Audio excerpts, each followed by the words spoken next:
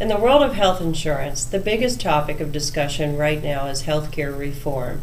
And all employers and their employees are asking the questions, how will healthcare reform affect my coverage and the cost of my coverage?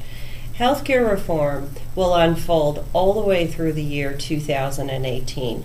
There are, however, some immediate changes that will become available to you in 2010.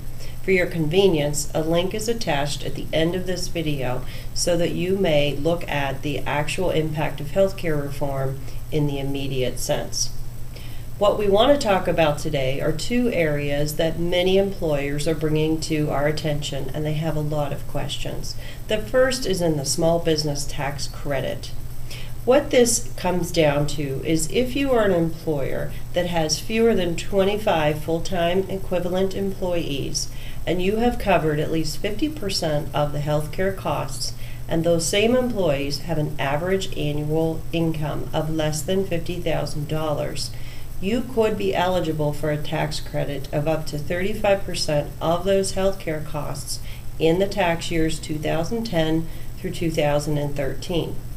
If you're an employer with fewer than 10 employees, then it changes a little bit for you in that same population of employees would have to have an income of less than $25,000 a year, but you could be eligible for a full tax credit starting in 2010. The tax credit does apply to both for-profit and nonprofit organizations. The second area that's garnering a lot of attention is grandfathered plans.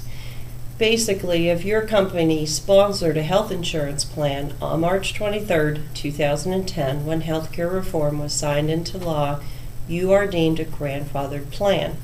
There is still a lot of speculation in this area because a grandfathered plan would be exempt from many of the regulations and new compliance factors that are associated with healthcare reform.